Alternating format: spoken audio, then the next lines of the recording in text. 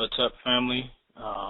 Glad that everyone is able to get on this morning, this evening, and able to actually, listen and after everything is talked about, you can actually build on it.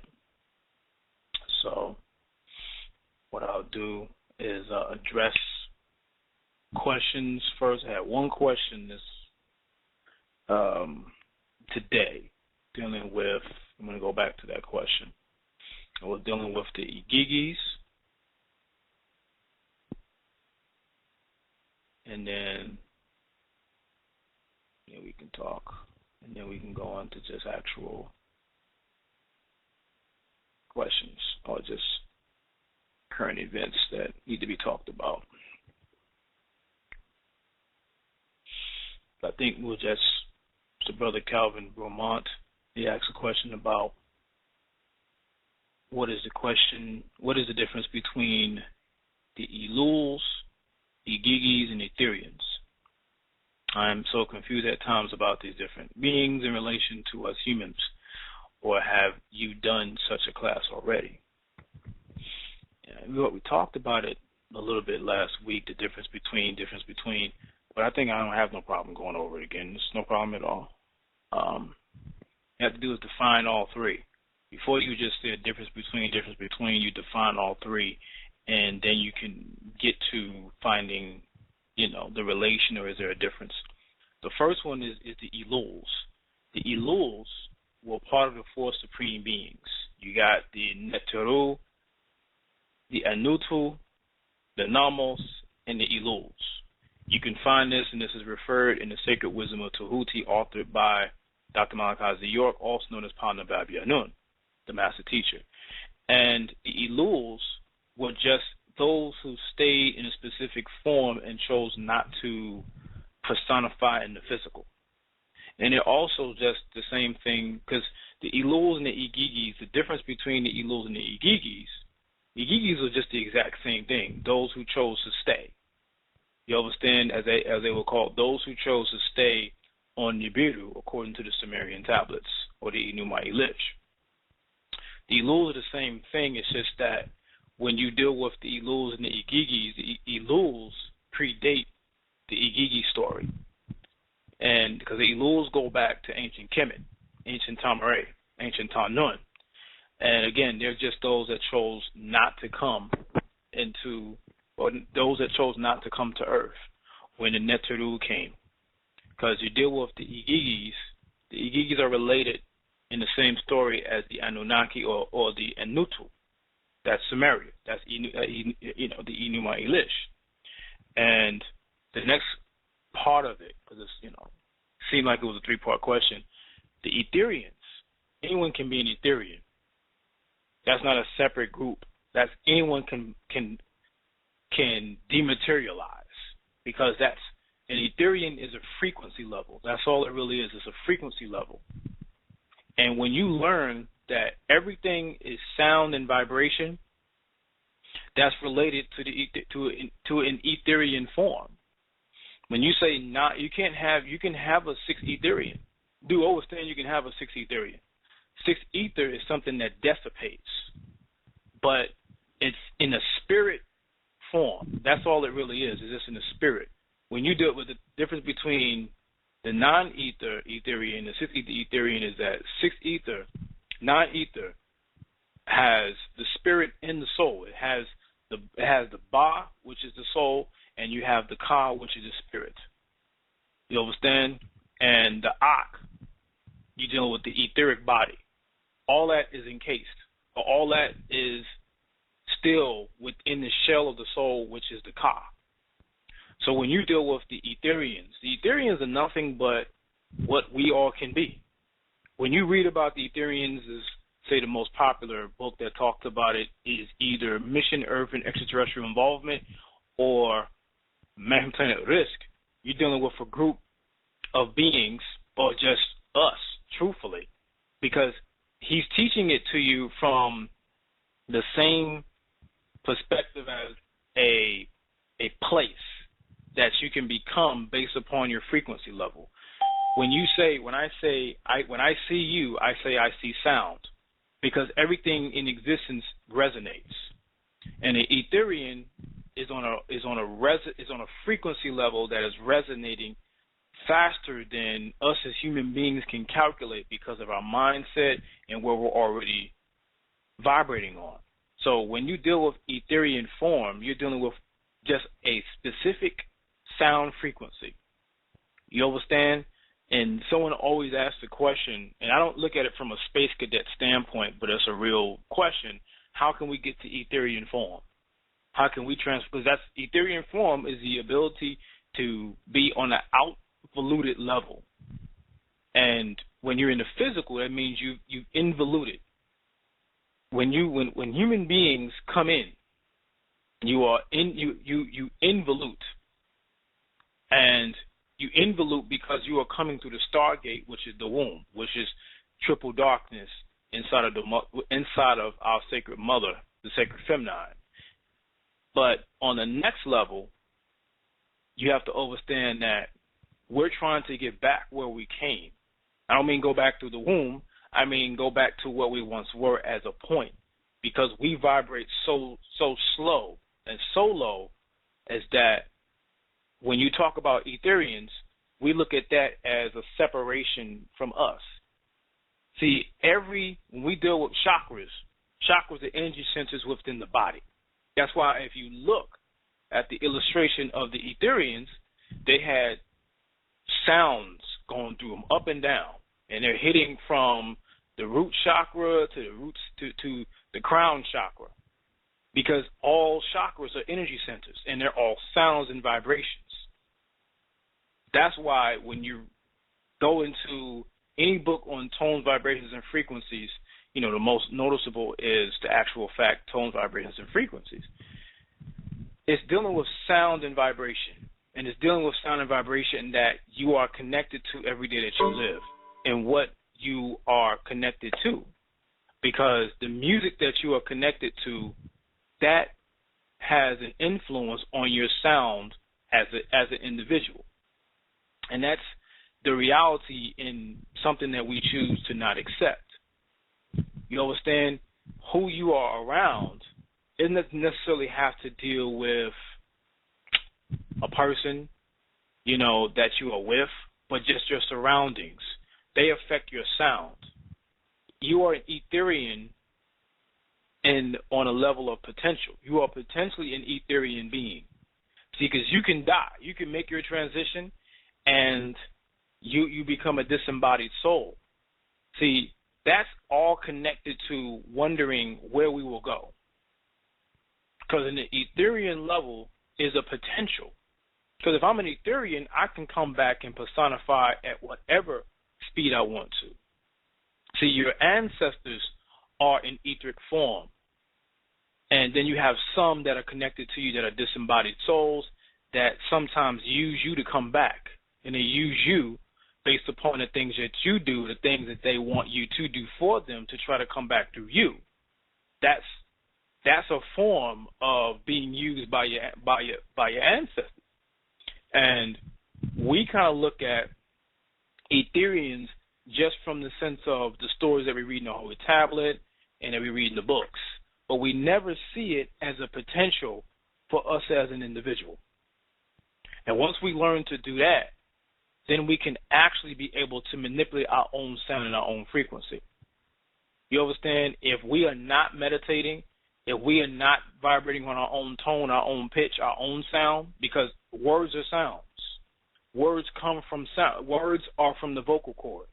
So if your words, number one, are not the right ones with the right intention and within the right language as well, that's why Nwapi is extremely necessary to know, because you're on the right pitch, your right sound, and your right frequency from someone who gave you a language to put you on that same tone. So the next question, or the next part of it was, are they in relation to humans? Understand that according to the Holy Tablet, because the word human is connected to the Holy Tablet in a way, humans are the last point of Sept.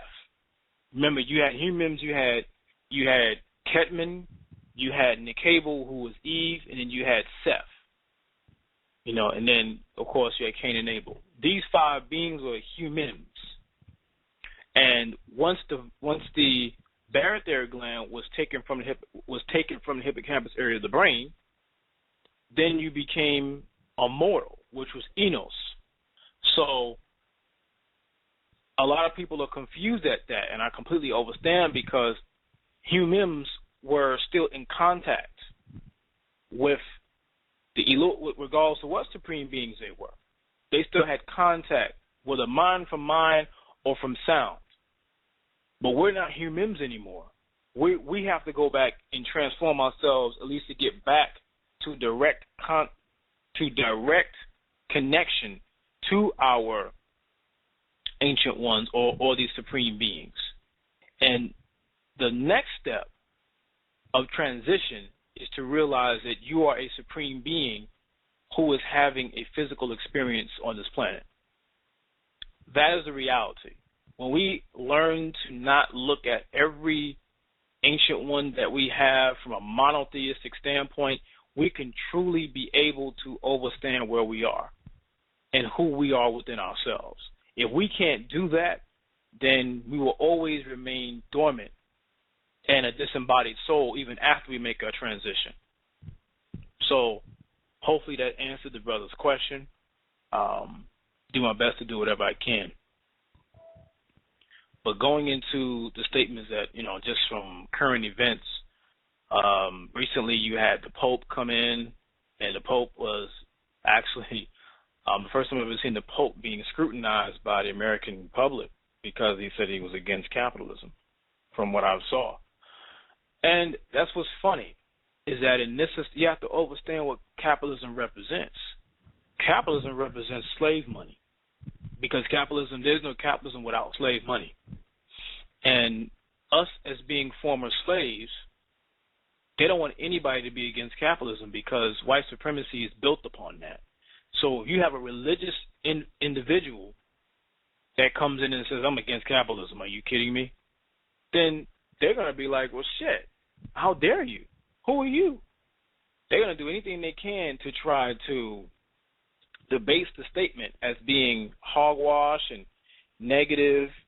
The thing is, Caucasians have no problem going against each other, because they have to all be on the same mind link in carrying out white supremacy. So if one of them comes out and is like, I'm against capitalism, everybody's going to come out against him, because they have to realize they know Negroes are still under the spell in some forms. So when they show this, or they look at it from an angle like, well, look, you're not supposed to say things like that. You're not supposed to come out and have your own. You don't stand on your own.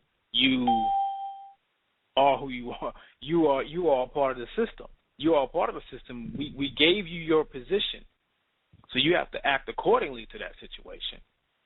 So all that is necessary. They have to. It's crazy how he's publicly getting destroyed by white media, because they will destroy you. But that's the situation. You can't go against them, and they'll do whatever they can to because again, capitalism is connected to the blue blood society. In a blue blood society, where ultimately, the Hasidic, proselyte, Ashkenazim, Sephardims, these were the ones that were completely over the slave trade and handing over Africans in all parts of the world, America, the West Indies, or Jamaica, the islands, and also Brazil.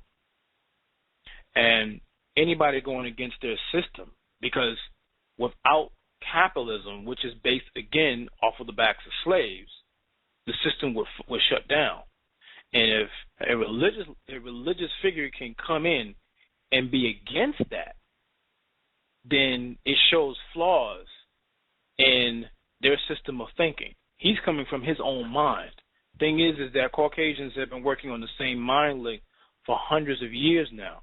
And that is, that's the way it works. So you can't go against that. I'm just putting everything together right now. So just got another question. Just to address the question, well, before I even answer the question, it was really, well, the question was really dealing with the children and the whole, someone inboxed me about the treatment of the little boy with a woman or his stepmom cut his hair off and did this type of thing. I think that we're so far removed from how we should really raise our children in a right way that we have no idea how to raise our children no more. We're that disconnected from ourselves because our children is a subtotal of us. Now, she was a stepmom, but as they like to say, but I don't even use the term stepmom no more because you come into a child's life connected to his father or connected to, or if, stepdad connected to his mom, you're his mom, you're his dad. So anything that we do is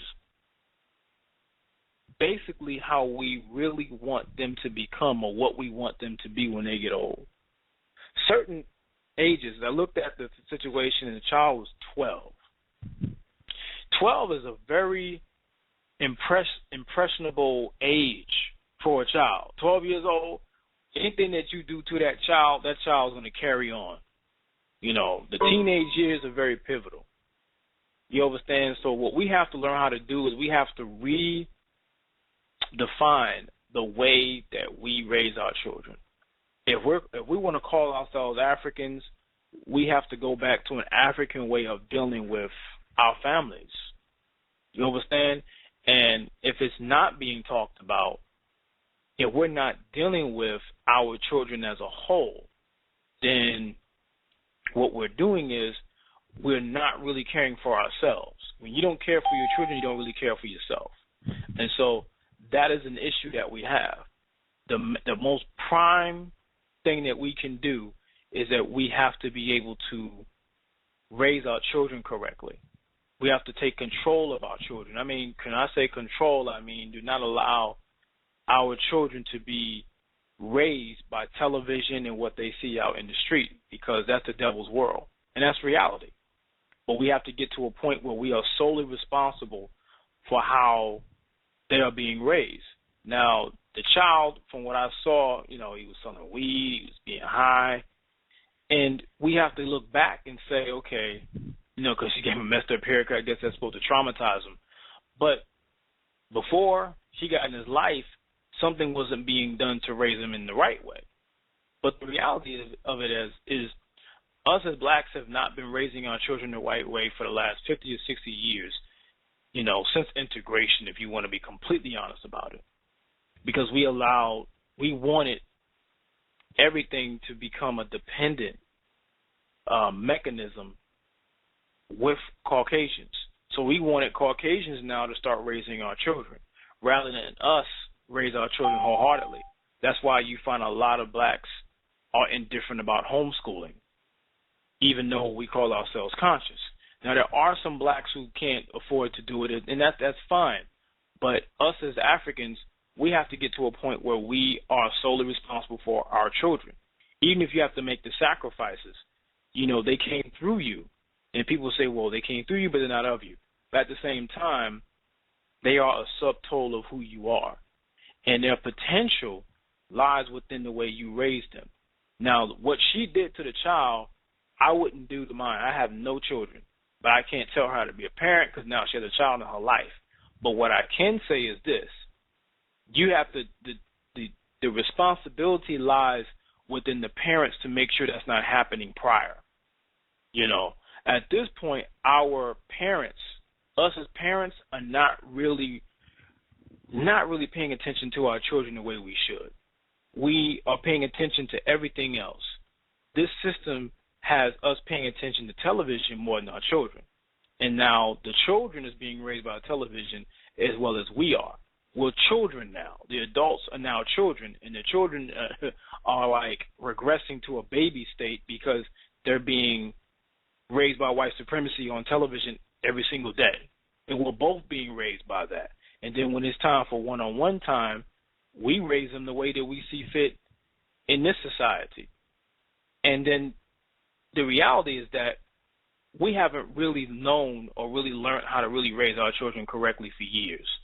That's why we have to go back in order to move forward, as they say in Sankofa. In order to move forward, you must go back.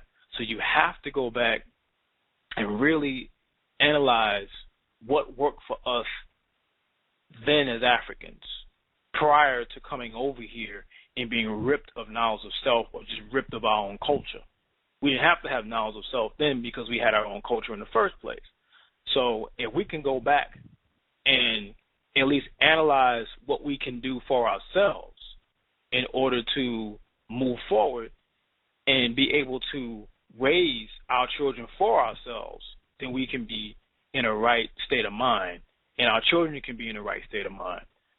But that doesn't happen if we're constantly being dependent upon what politics is saying.